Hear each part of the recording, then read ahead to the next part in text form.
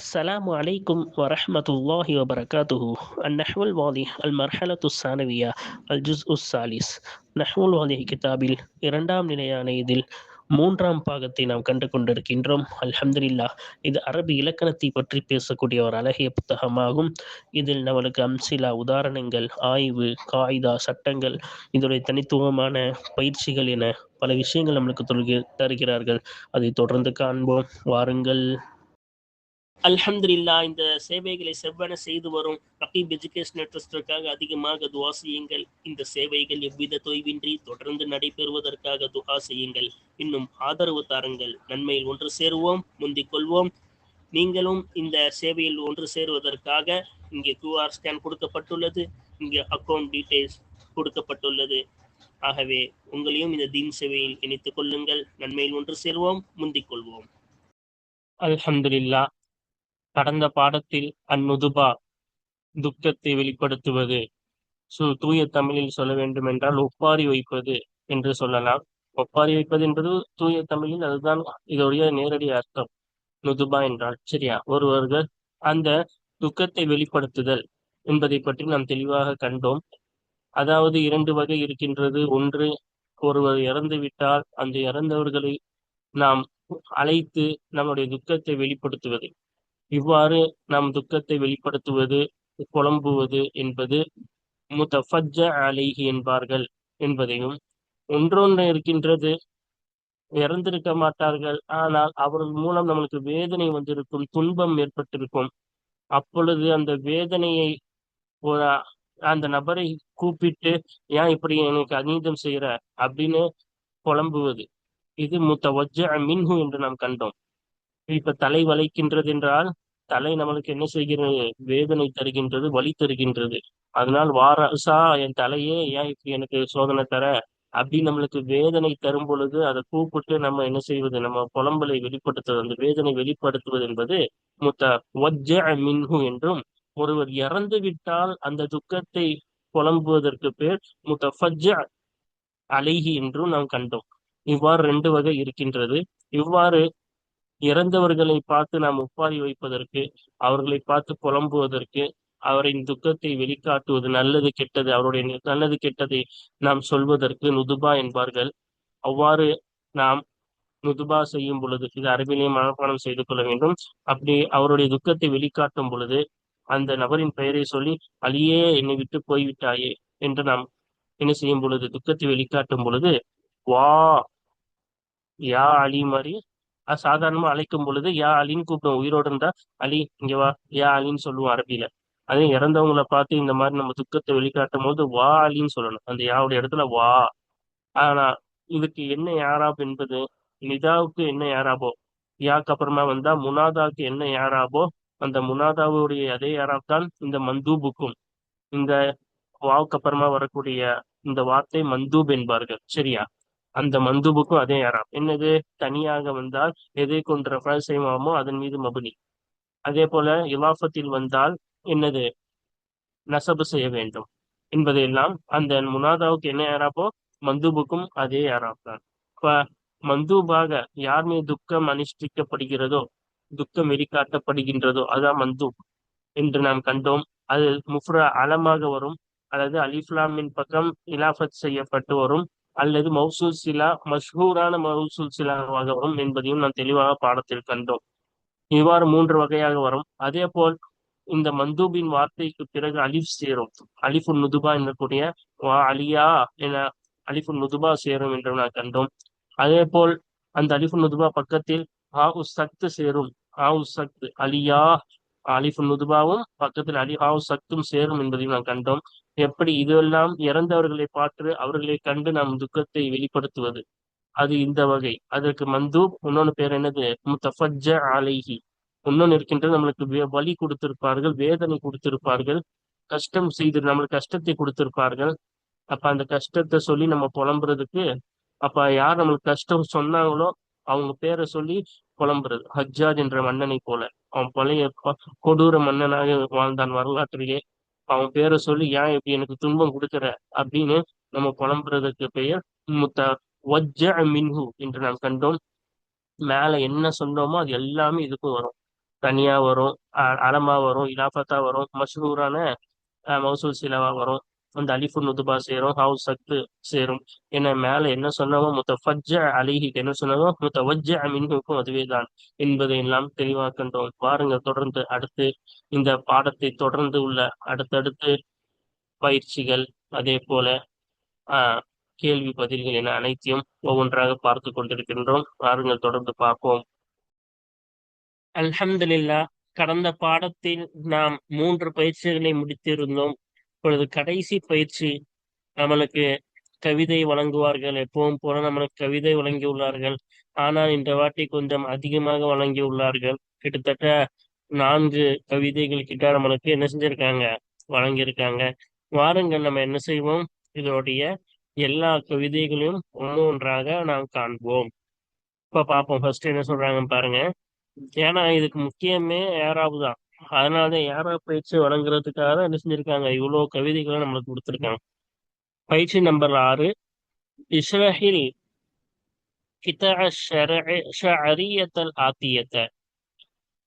பின்வரும் கவிதை சார்ந்த சிறு பகுதிகளை விவரி. சின்ன சின்ன பகுதி, இதெல்லாம் பெரிய பெரிய கவிதை. அதுல ஒரு சிறிய பகுதியை தான் நம்மளுக்கு என்ன செஞ்சிருக்காங்க, கொடுத்துருக்காங்க. அப்ப சிறிய பகுதிகளை நீ என்ன செய், விவரி.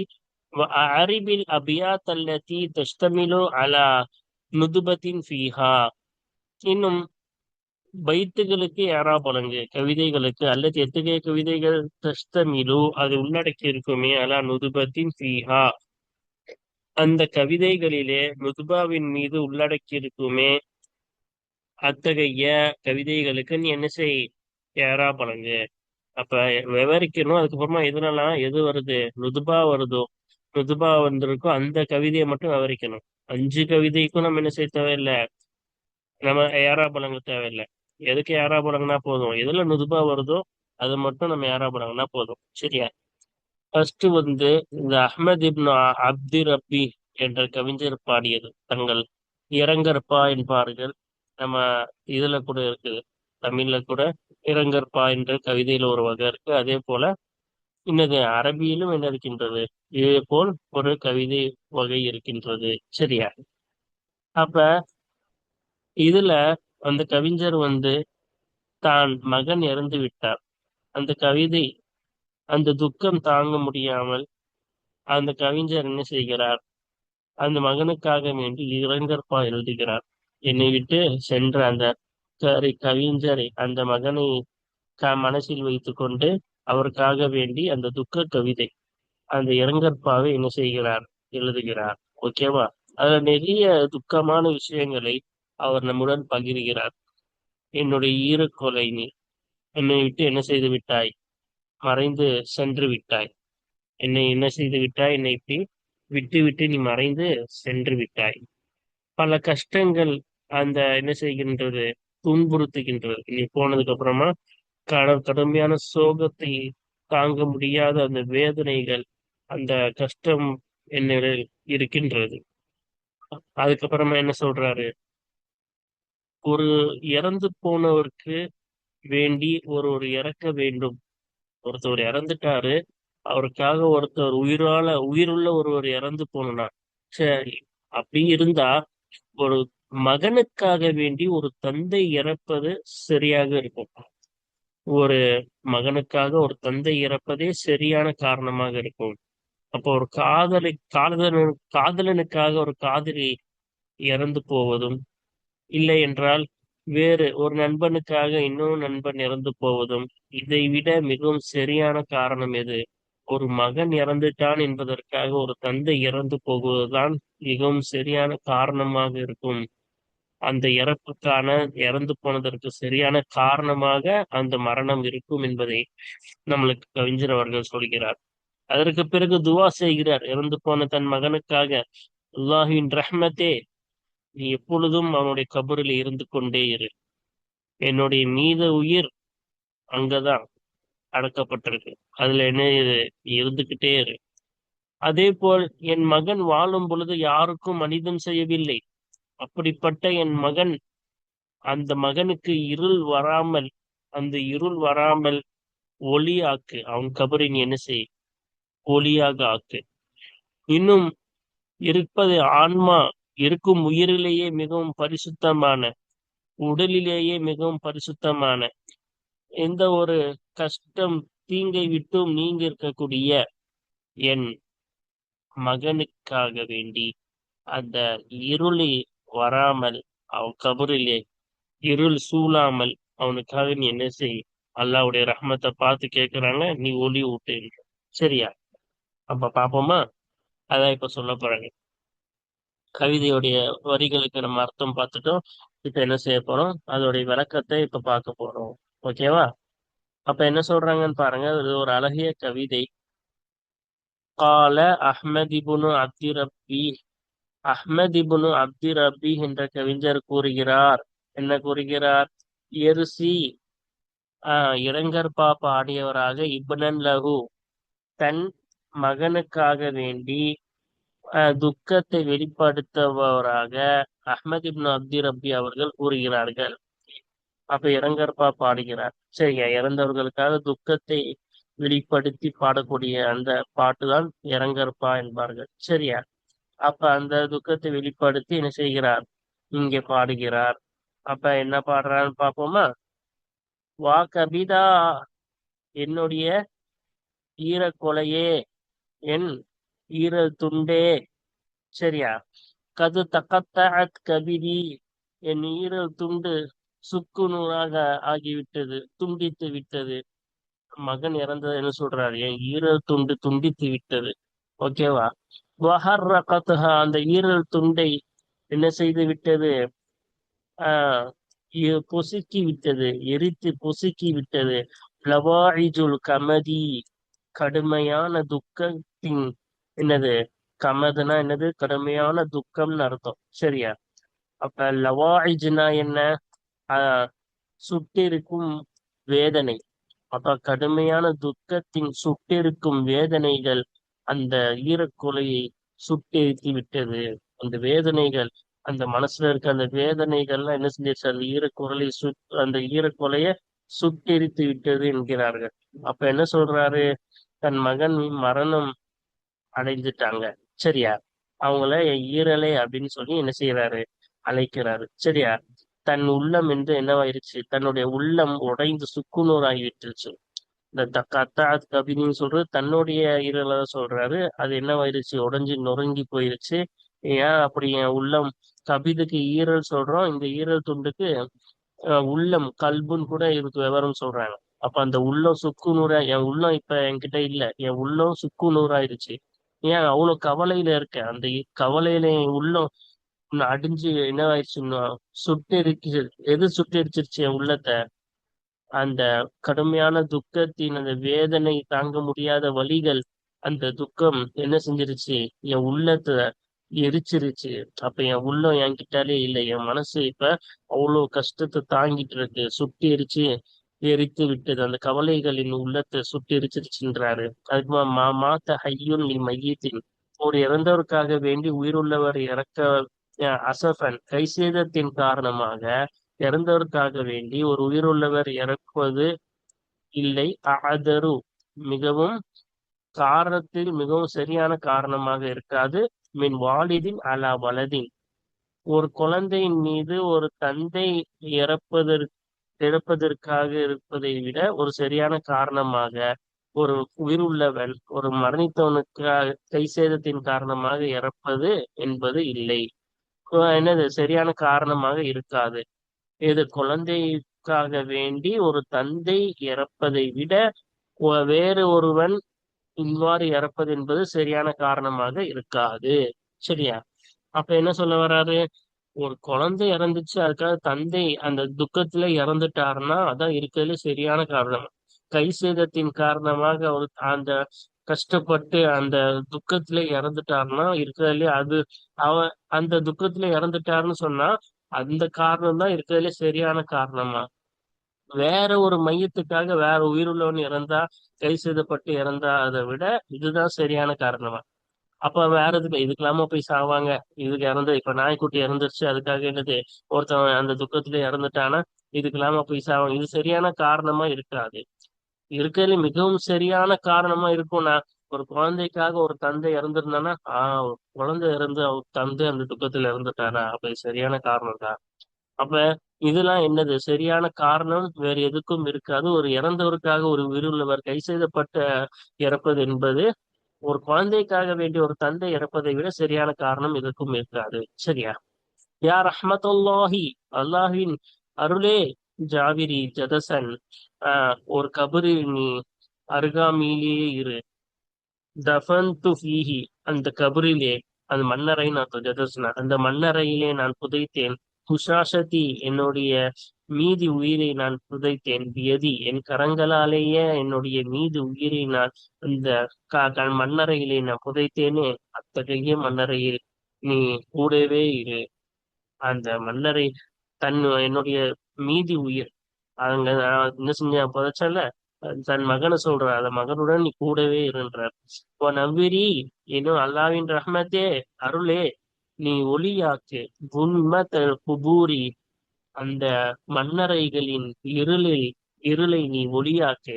அலாமன், ஒருவரின் மீது நீ ஒளியாக்கு. லம் யசில் துல்முஹு இலா அஹதின், எவருடைய அநீதம் ஒருவரின் பக்கம் சென்று சேரவில்லையோ அத்தகைய ஒருவரின் மீது நீ என்ன செய், ஒளியாக்கு. ஓகேவா? அந்த கபறுகளின் இருளில் நீ ஒளியாக்கு, ஒளி ஊட்டு. அப்ப யாருக்குமே அநீதம் செய்யாத என் மகனுக்காக வேண்டி, அந்த மகன் இருள இல்லாம இருக்கிறதுக்காக வேண்டி நீ ஒளி ஊட்டு. மன்கான சீல்வன் மின் குல்லி பாயகத்தின், அப்ப என்னுடைய மகன் எப்படிப்பட்டவன் என்று இங்கு சொல்கிறார். சரியா? அப்ப ஒவ்வொரு தீமையிலிருந்தும் நீங்கியவனாக இருந்தானே அத்தகைய ஒருவன். ஓகேவா? ஒத்தையிபர் ரூஹி, இன்னும் சுத்தமான பரிசுத்தமான உயிர் உள்ளவனாக இருந்தானே. தாகிர ஜசதி, இன்னும் சுத்தமான உடல் உடையவனாக இருந்தானே, அத்தகைய ஒருவனாக என் மகன் இருக்கிறார். சரியா? அப்ப இதோடைய அர்த்தங்கள் எல்லாம் நம்ம பார்த்தாச்சு. வாருங்கள், இப்பொழுது நம்ம என்ன செய்வோம், இதோடைய அராபை இப்பொழுது காண்போம். இப்ப பாருங்க, என்ன யாராவது சொல்றாங்க, வா கபிதா, ஃபர்ஸ்ட் லைன்ல என்ன வந்துச்சு, இது வந்துச்சுல, ம- நுதுபா. வா கபிதா, ஈரக்கொலையே, அதுக்கான என்ன செஞ்சிருக்காங்க, இங்க அதுக்குரிய இது கொடுத்திருக்காங்க பாருங்க. யாராபு ஃபர்ஸ்ட், வா என்பது ஹர்ஃபு நிதா இன் ஒரு நுதுபத்தின், நிதாவுடைய ஹர்ஃபு, அழைப்பதில் கூடிய ஒரு ஹர்ஃபு, நுதுபத்தின் துக்கத்தை வெளிக்காட்டக்கூடிய ஒரு ஹர்ஃபு. இப்ப நம்ம அரபிலே சொல்லணும். அப்ப நிதாவுடைய ஹர்ஃபு, நுதுபாவுடைய ஹர்ஃபு. மபுனியும் நல்ல சுக்குனி, சுக்குனின் மீது மபுனி. வாவா அலிஃப் வந்திருக்குல்ல, அலிஃப்னாவே சுக்குனின் மீது மபுனி தான். சரியா?